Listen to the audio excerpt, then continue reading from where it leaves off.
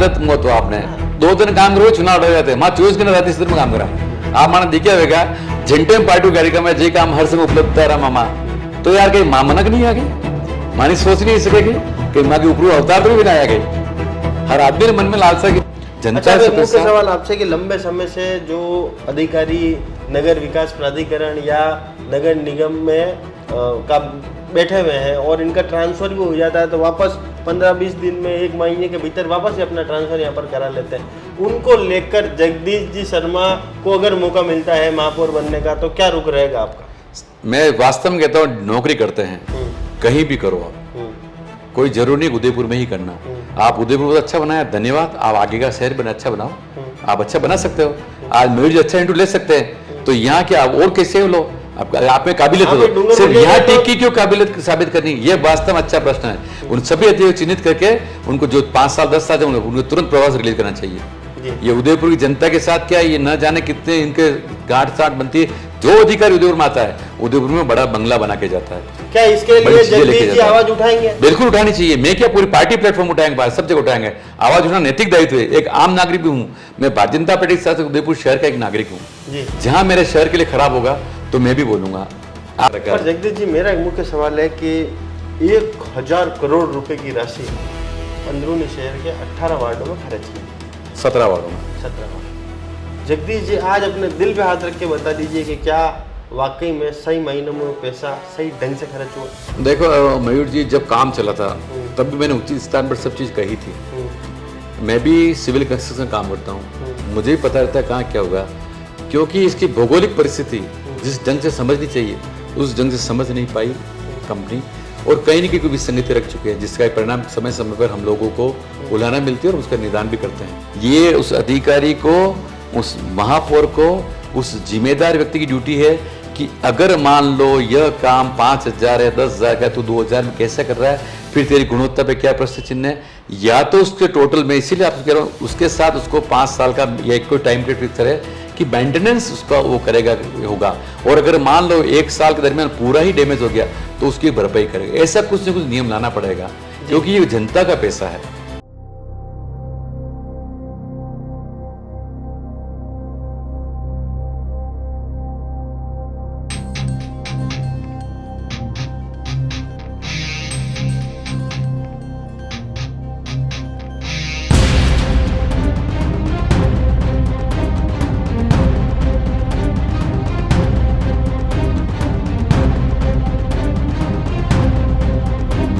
नमस्कार मैं मयूर अलबेला और आप देख रहे हैं अलबेला राजस्थान न्यूज और हमारा खास कार्यक्रम उदयपुर की सत्ता का महासंग्राम कौन बनेगा महापौर। उसमें आज की जो शख्सियत हमारे साथ मौजूद है वो किसी परिचय की मोहताज नहीं अगर उनके लिए मैं एक मशहूर शायर का शेर गुनगुनाना चाहूँ कि हर किसी को मुकम्मल जहां नहीं मिलता किसी को जमी तो किसी को आसमान नहीं मिलता। जगदीश जी सुधार हमारे साथ मौजूद है। सबसे पहले चैनल पे बहुत बहुत स्वागत है। जगदीश जी हमेशा संगठन की दृष्टि से कई बड़ों पदों पर आसीन रहे हैं।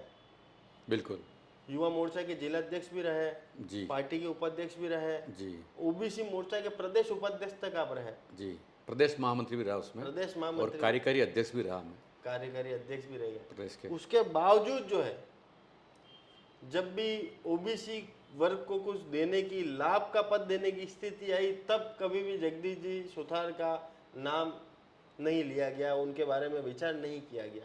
इसको लेकर क्या कहना चाहते हैं और इस बार जब अनारक्षित ओपन सीट खुली है तो क्या जगदीश जी को वो मुकम्मल स्थान मिलेगा? देखिए मयूर जी सबसे पहले तो आपका बहुत बहुत धन्यवाद।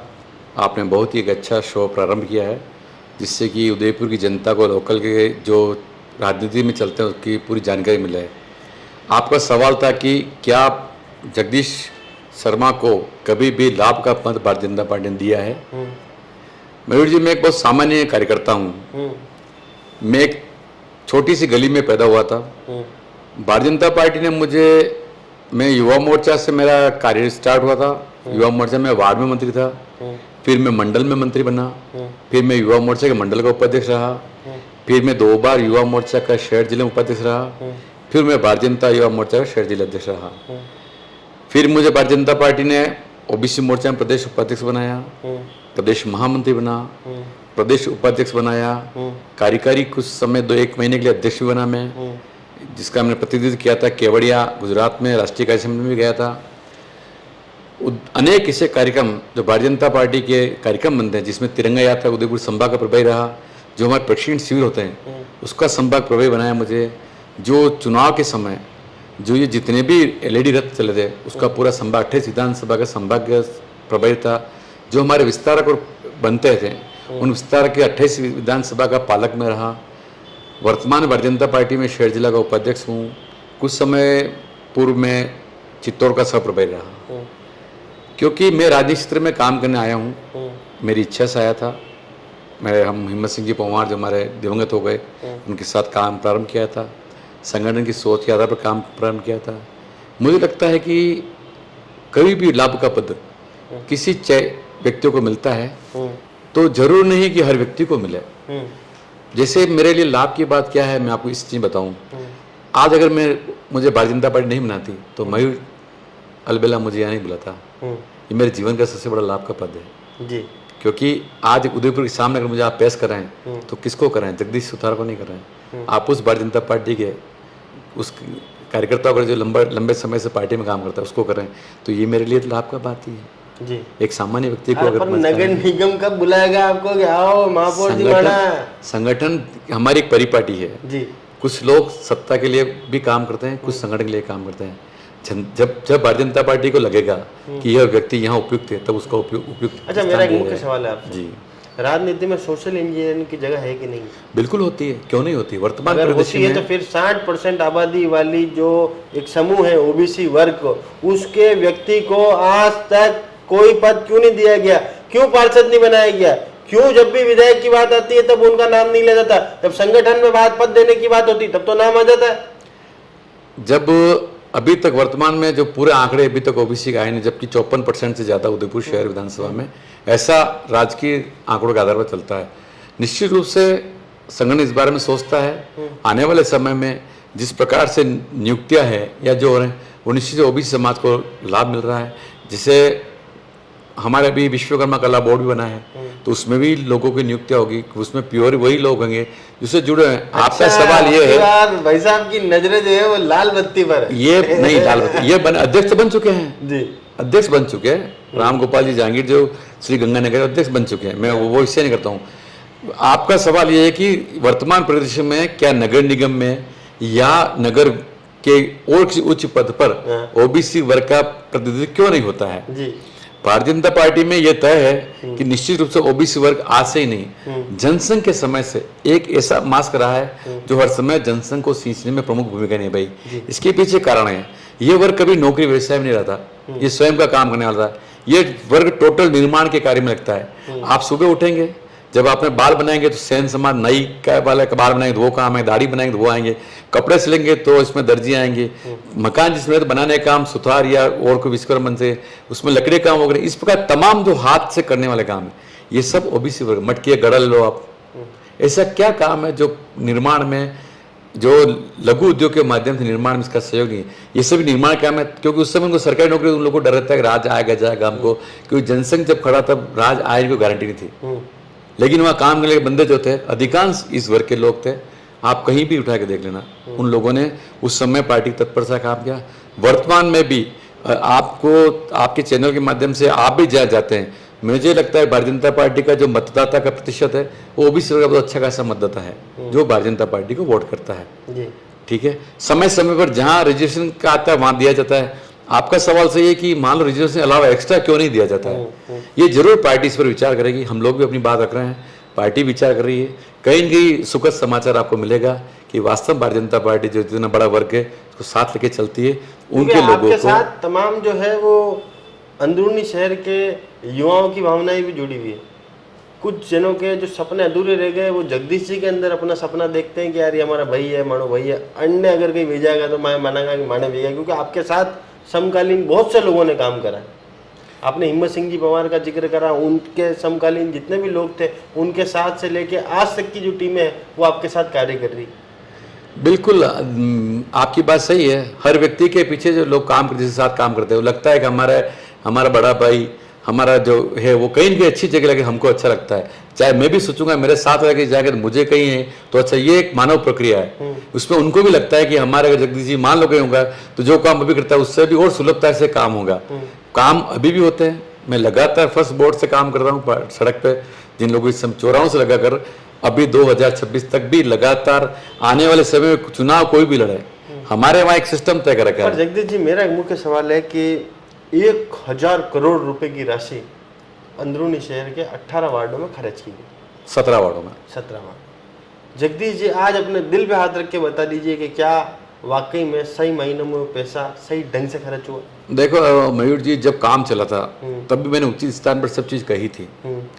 मैं भी सिविल कंस्ट्रक्शन काम करता हूँ, मुझे भी पता रहता है कहाँ क्या होगा, क्योंकि इसकी भौगोलिक परिस्थिति जिस ढंग से समझनी चाहिए उस ढंग से समझ नहीं पाई कंपनी, और कहीं न कहीं कोई विसंगति रख चुके हैं, जिसका परिणाम समय समय पर हम लोगों को उलाहना मिलती है और उसका निदान भी करते हैं। आपकी बात से सहमत हूँ कि कुछ काम तो ऐसे अच्छे हुए हैं, जैसे मैं छोटी सी बात कहूँ, इतनी मजबूत रोड बनी है, एक बात बहुत मजबूत बनी, दूसरे उसमें गिरते हाथ टूटेंगे। अब मजबूती तो टूटेंगे, बाकी हर समय खड्डे पड़ते थे, उसका रोना रहता था। अब वो खड्डे का मामला खत्म हो गया कि रोड इतनी मजबूत बनी है कि खड्डे तो पड़ ही नहीं है। अब ये विषय खत्म हो गया। अब उस पर गिरने का मामला है तो कहीं इनकी स्क्रैच वापस किया जाता है कि जहाँ रोड है, क्योंकि घाटियों का हमारा जो अंदरूनी शहर 17 वार्ड में से मैं आपको बना कम से कम 12 से 13 वार्ड थे जो घाटियों के बीच में बसे हुए हैं, 12 हो गए। और वो घाटी इतनी पतली, आपको हम ले जाए आपको यहाँ क्या चढ़ते कैसे हो, ये भी लोगों का सवाल आता है। और वहां तक एलएनटी पहुंची है और सुविधा दी है, तो वास्तव में एक मजबूती का काम तो हुआ है। लेकिन कहीं कहीं कुछ जो कमियां रही है उसको समय समय पर हम लोग भी बताते हैं, उसका निदान भी करते हैं। कुछ चीजें हैं जो वास्तव में सुधार करनी चाहिए, हम लोग भी प्रयास करते हैं। अच्छा, मेरा एक सवाल था कि क्या अगर ये 1000 करोड़ जो है ये अंदरूनी शहर में ना खर्च करके कहीं बाहर के अन्य जो वार्डों में खर्च करते तो एक नई टाउनशिप बन जाती हमारी? देखो मयूर जी, वो भी अच्छा विषय है, लेकिन उदयपुर की लाइफ लाइन है टूरिज्म। अगर ये उस समय गुलाब चंद जी कटाई सोच, अगर टूरिज्म वाला एरिया अच्छा हो गया, उन्होंने देखो नॉन व्हीकल जोन के लिए बहुत प्रयास किया था, उन्होंने किया भी था, कुछ व्यापारियों के विरोध से वापस रोका, क्योंकि देखो जिस क्षेत्र में काम, राजनीतिक क्षेत्र में काम करते हैं, निश्चित रूप से सबका हित देखना पड़ता है। तो उन्होंने उस समय नॉन व्हीकल जोन किया था, पैदल रंगनिवास से जगदीश चौक तक लग जाते थे। उस समय टूरिस्ट को ये भी प्रॉब्लम हुई थी कि यार हम बुजुर्ग हैं या बच्चे तो इतना लंबा चलना भी रहता है, तो उनके लिए गोल्फ कार की भी चर्चा चली थी। लेकिन उसके बाद वो महामहिम बन गए थे, अच्छी सोच थी उन्होंने कहा अगर मेरा उदयपुर शहर जो टूरिस्ट आता है यहाँ अगर वो अच्छी चीज लेके जाएगा तो यहाँ के लोगों को रोजगार चलेगा। इस माध्यम से उदयपुर शहर को चयनित किया गया। उसके लिए हम लोगों ने सड़क पर संघर्ष भी किया था, हस्ताक्षर अभियान, जब पत्रक सब चलाए थे, क्योंकि ये अगर ये टूरिज्म है तो उदयपुर है, उदयपुर में इसके अलावा कोई व्यापार नहीं है। और ये टोटल स्मार्ट सिटी 17 वार्ड में से आप ये मान के लोगे प्रमुखतया जो 6-7 वार्ड है टूरिज्म टोटल वही है, जो खूबसूरत का नज़ारा आप देखो वो टोटल वही है। तो निश्चित रूप से ये चयन करना, इसके पीछे हेतु यही था कि ये मेरा उदयपुर शहर है, इस उदयपुर शहर में पर्यटक आता है तो पर्यटक यहाँ बेचते हैं। बाकी अगर मान लो यही बड़ी सिटी होती तो निश्चित अलग एक सिटी बनती, वहाँ काम होता। यहाँ की लाइफ लाइन ये है, अगर ये इंडस्ट्रियल बड़ा होता तो उस जगह सिटी डेवलप करते उसका फायदा मिलता।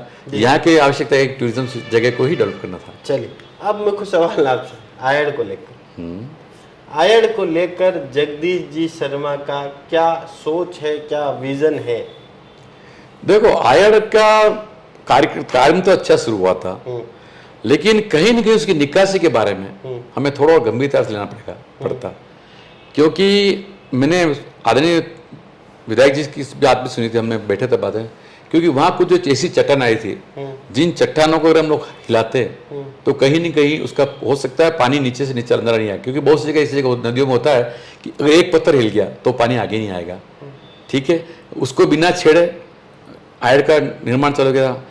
जितनी गति से आयड का पानी आया था पिछले बार, उससे वहाँ कुछ असुविधा हुई या कुछ नुकसान जैसा हुआ है। तो निश्चित रूप से अगर मान लो कोई नई चीज बनेगी तो कहीं न कहीं हमें को अनुभव के आधार पर हमें कहीं न कहीं अच्छे के साथ साथ कुछ विसंगति देखने को मिलेगी।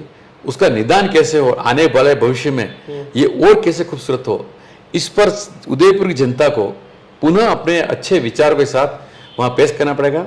तो आने वाले समय जो वास्तव में सपना है, आपको मैं छोटी बात बताऊं, आपने देखा हो गांधी ने ये अहमदाबाद में जो साबरमती है वो पहले ऐसी गंदा नाला ही था, लेकिन विजन के साथ उसको तैयार किया। आज वहां आप जाके देखेंगे तो लगेगा अरे किस जगह घूम रहे अपन। बटे होचरिया नरेंद्र जी मोदी होचवा वाला हा, अमित जी शाह सोचने वाले थे, आपके पास ऐसा कोई नेता ही नहीं।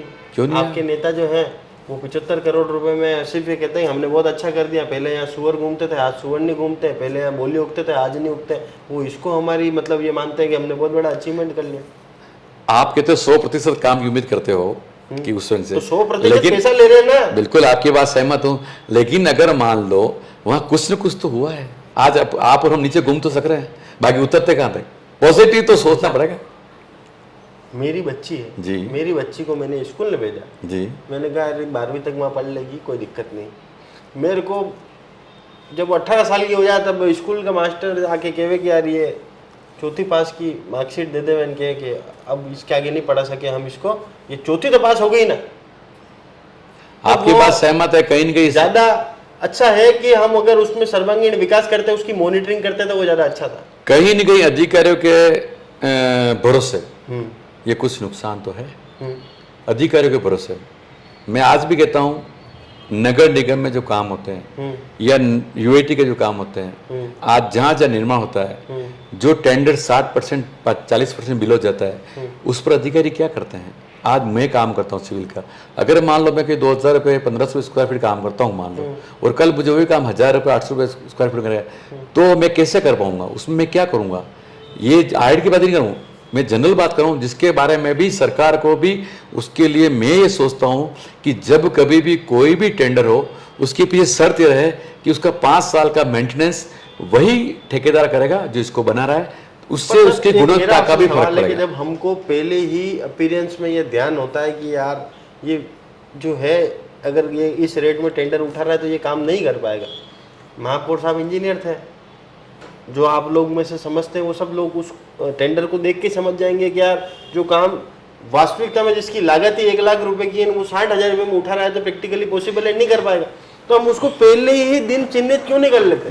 ये आपको मैं कह रहा हूँ, ये एक सरकार एक महापौर की बात नहीं है, ये सरकारी प्रक्रिया है। जितने कम में टेंडर आएगा वो टेंडर देना पड़ता है। वो तो है, पर इसको भैया सर पर अगर हमको कोई चीज चिन्हित कर सकते हैं तो उसमें क्या बदलाव करना चाहिए? ये उस अधिकारी को, उस महापौर को, उस जिम्मेदार व्यक्ति की ड्यूटी है कि अगर मान लो यह काम 5000 या 10,000 का, तो 2000 में कैसे कर रहा है, फिर तेरी गुणवत्ता पे क्या प्रश्न चिन्ह है? या तो उसके टोटल में, इसीलिए आपसे कह रहा हूँ उसके साथ उसको 5 साल का या कोई टाइम पीरियड फिक्स करे कि मेंटेनेंस उसका वो करेगा होगा, और अगर मान लो 1 साल के दरमियान पूरा ही डैमेज हो गया तो उसकी भरपाई करेगा। ऐसा कुछ न कुछ नियम लाना पड़ेगा, क्योंकि ये जनता का पैसा है। जनता से मुख्य सवाल आपसे कि लंबे समय से जो अधिकारी नगर विकास प्राधिकरण या नगर निगम में का बैठे हुए हैं और इनका ट्रांसफर भी हो जाता है तो वापस 15-20 दिन में 1 महीने के भीतर वापस ही अपना ट्रांसफर यहाँ पर करा लेते हैं, उनको लेकर जगदीश जी शर्मा को अगर मौका मिलता है महापौर बनने का तो क्या रुख रहेगा आपका? मैं वास्तव में कहता हूँ नौकरी करते हैं कहीं भी करो आप, कोई जरूरी नहीं उदयपुर में ही करना। आप उदयपुर बहुत अच्छा बनाया, धन्यवाद। आप आगे का शहर बना अच्छा बनाओ, आप अच्छा बना सकते हो। आज मयूर जी अच्छा इंटरव्यू ले सकते हैं, तो यहाँ क्या और कैसे लो? आप में काबिलियत हो, सिर्फ यहाँ टीक की क्यों काबिलियत साबित करनी? ये वास्तव में अच्छा प्रश्न है। उन सभी अधिकारियों चिन्हित करके उनको जो 5 साल 10 साल उनको तुरंत प्रवास रिलीज करना चाहिए। ये उदयपुर की जनता के साथ क्या, ये न जाने कितने इनके गांठ साठ बनती है। जो अधिकारी उदयपुर में आता है, उदयपुर में बड़ा बंगला बना के जाता है। क्या इसके लिए जगदीश जी आवाज उठाएंगे? बिल्कुल उठानी चाहिए। मैं क्या पूरी पार्टी प्लेटफॉर्म उठाएंगे, सब जगह उठाएंगे। आवाज उठाना नैतिक दायित्व है। एक आम नागरिक भी हूं मैं, भारतीय जनता पार्टी के साथ उदयपुर शहर का एक नागरिक हूं। जहां मेरे शहर के लिए खराब होगा तो मैं भी बोलूंगा। आप ये आयड की बात करें, जब आयड बनी तो मुझे 5-10 लोगों ने सवाल किया था। मैंने कहा देखो, एक बार एक बारिश का इंतजार करो, उससे पहले आप कोई भी कमेंट्स करेंगे मैं उसको एक बारिश का इंतजार, उसमें क्या विसंगति आएगी उसको दूर करके नए सिरे से आगे बढ़ेंगे। ये हम प्रयास करेंगे, क्योंकि बनने के बाद का फ्लो तो एक बार देखा है, लास्ट ईयर जब हमने देखा था, उसमें पता है इसमें कहां क्या चीज है। ठीक है, उसमें कुछ और चेंजेस होते हैं। थोड़ा सा सरकारी विभाग को भी जनता के साथ, क्योंकि ये कोई जरूरी नहीं है कि आज मयूर जी मुझे सवाल पूछ रहे हैं तो ये मयूर जी भी समझदार है और मैं देने वाले समझदार हूं। हमसे लाख गुना सामने समझदार है। तो अब जबकि जनता की राय के साथ चलना है, जनता की अच्छी राय को आपको, जैसे नरेंद्र मोदी जी अपने मन की बात के जनता की बात भी सुनते हैं, तो हमको वो चीज तो फॉलो करनी पड़ेगी ना।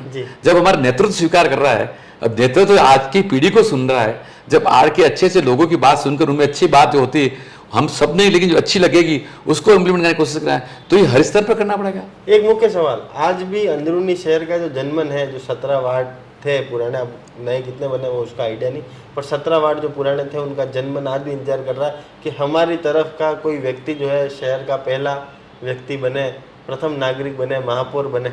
नहीं, युधिष्ठिर जी बने ना प्रथम नागरिक, तो युधिष्ठिर जी तो बाहर रहते हैं ना, उदयपुर शहर, सूरजपुर से थे। यूं तो सभी उदयपुर के देखो, हर चीज की स्वाभाविक ये मानव प्रक्रिया जी। है, उसमें सोच सबकी रहती जी। है। सबसे पहले कि मान लो हम उदय यहाँ बैठे हैं, तो मेरे उदयपुर का सांसद वहाँ लोकसभा में कुछ बने, फिर नीचे हम जहाँ विधानसभा में, मेरा विधायक विधानसभा में कुछ बने, नीचे तो मेरा पार्षद नगर निगम में कुछ बने या महापौर बने।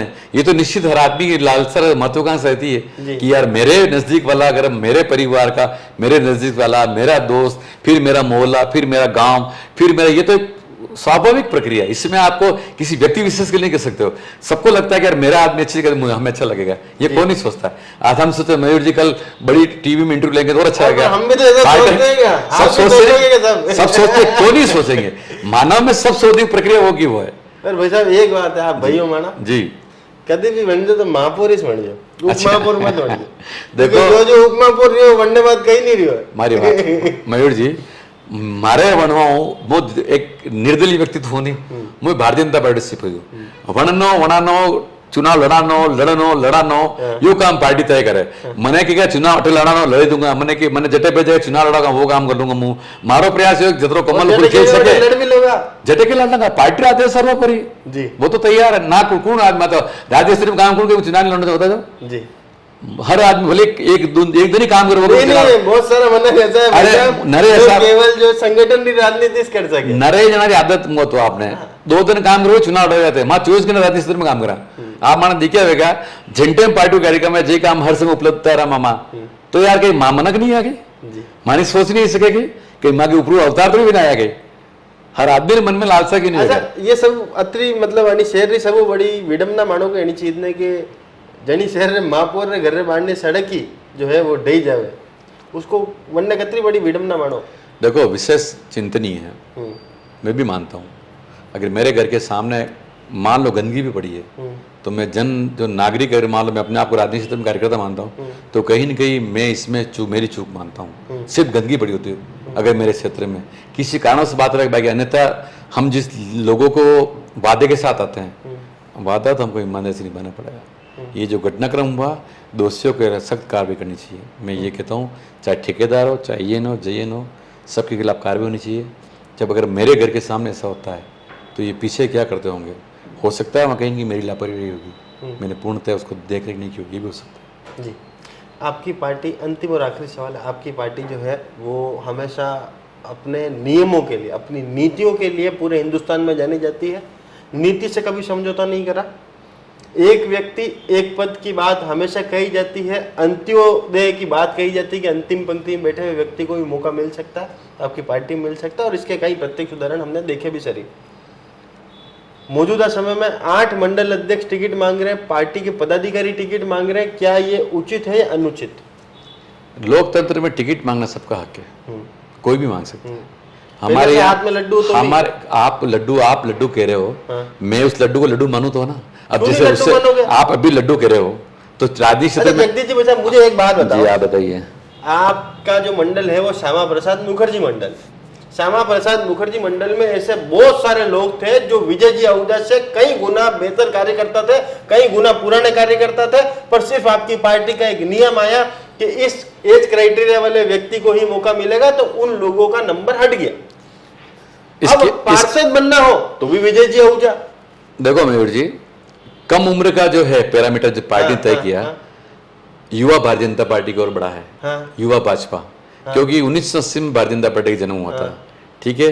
20 साल ये, 26 साल 46 46 साल गए। अब भारतीय 46 लोग बाहर कर दिया, मूल भारतीय जनता पार्टी जो है, जिसका गठन के बाद के एक बहुत अच्छी सोच है, क्योंकि युवा अभी काम करेगा, वो आने वाले 10 साल 15 साल तक भारतीय जनता पार्टी का व्यवस्थित काम करेगा। आज की 60 साल को बैठाएंगे, निश्चित रूप से उनका मार्गदर्शन अत्यंत आवश्यक है। घर के अंदर भी अगर मान लो कोई बड़ा कार्यक्रम होता है हमारे, अब शादी ब्याह ले लो या भोपाल जी ब्लॉक ले लो, तो पागड़ी वाला नहीं धागा करना पड़ा अपने। આપણે ઘર में सभी जो बुजुर्ग वे फूफा जी जन ने। नरी नरी नहीं बुजुर्ग जनी बार આપણે बुजुर्ग जी पड़ोस में वणाने लावा भले આપણે लड़े कई भी करे तो अपनी एक संस्कृति परिपाटी है कि अपना जी बुजुर्ग है, क्योंकि अनुभव तो जीवन में बहुत बड़ी बात है। आप लगातार के साथ अनुभव को तो जीवन में जो अनुभव है उसका तो मूल्यांकन करना बहुत कठिन है। आपको कितना अनुभव है, मैं मेरी बहुत सी बार मान लो मैं जो सोचता हूँ तो मेरे से छोटा बच्चा सोचता है, लेकिन जो सोचता है वो करता है। जो करके मैं यहाँ से सोचा कि यहाँ से सूरजपोल 2 किलोमीटर दूर है, मैं यहाँ बैठा था, 2 किलोमीटर दूर है सूरजपोल यार। जो पैदल चला है उसने सफर तय किया है, उसको पता है पैदल नहीं चलाएंगे। तो हमारे वरिष्ठ जन सफर तय किया उन्होंने, उन लोगों के कारण आज हम यहाँ बैठे हैं। भाई कौन बुलाता था? अच्छा, असंख्य कार्यकर्ता हैं जनसंघ से लगे अभी तक, जिनकी कुर्बानी के बदौलत, जिनके समर्पण के बदौलत परिवार उनके इसके खप गए, उसकी बदौलत आज हम यहाँ बैठे हैं। वो हमारे नींव के पत्थर नहीं, वो पूजनीय है। आज हम जो थोड़े से बहुत चमक रहे हैं उन लोगों के योगदान है। तर उन लोगों को मौका कब मिलेगा? मौका बिल्कुल मिलता है, मान सम्मान मिलता है, पार्टी में हर जगह मिलता है। कहाँ नहीं मिलता है? आपको किसने कहा मौका नहीं मिलता है? अरे महत्वाकांक्षा आप कह रहे हो कि हर व्यक्ति की, तो उस व्यक्ति की भी तो होगी, कभी बिल्कुल होगी तो होगी। आपको सोचता होगा कि मेरे नाम के आगे भी पार्षद लिखा जाए। बिल्कुल होगा। इस बार सभी लोगों का समावेश किया जाएगा। इस चुनाव लड़ने में कोई उम्र का परिपाटी नहीं है इसमें। यहाँ पे नगर निगम में कोई 60 का भी आएगा, 65 का भी आएगा और 25 का भी आएगा। भारतीय जनता पार्टी ने पिछली बार भी दिया है, 75 के महापौर जीते हमारे और 25 साल के हमारे पार्षद भी थे। तो इस जो छोटी सरकार बनती है इसमें छोटे से लेकर बड़े तक को समावेश करने का भारतीय जनता पार्टी सोचती है, सोचा है और सोचती रहेगी।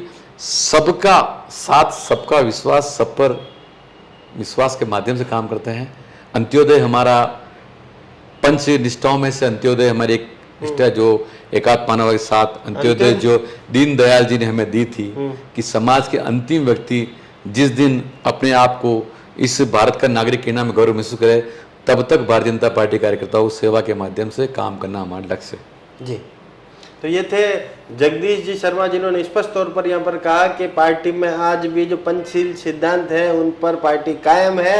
अंत्योदय की बात इन्होंने भी करी है, पर हाल ये देखना होगा कि पार्टी के निर्णय में वो पंचशील सिद्धांत झलकते या नहीं झलकते। साथ ही में इन्होंने कई ऐसी बातें कही है कि हायड़ को लेकर भी इनका विजन इन्होंने बताया, साथ में अंदरूनी शहर में वो विकास कार्यों को लेकर भी इन्होंने अपना मत यहाँ पर दिया है और साथ ही में स्पष्ट रुख अपनाते हुए कहा है कि ये बिल्कुल जन आंदोलन बनना चाहिए। जो अधिकारी लंबे समय से नगर निगम और नगर विकास प्राधिकरण पर बैठे हुए हैं उनको यहाँ से रवाना करने की आवश्यकता है। अधिकारियों पर नकेल कसने की बात करिए। आपको ये कार्यक्रम कैसा लगा कमेंट बॉक्स में अपनी राय जरूर बताइएगा और आप भी बता सकते हैं कि शहर का अगला महापौर आप किसे बनता देखना चाहते हैं। तमाम जुड़े रहिए। जय हिंद, जय भारत, जय मेवाड़।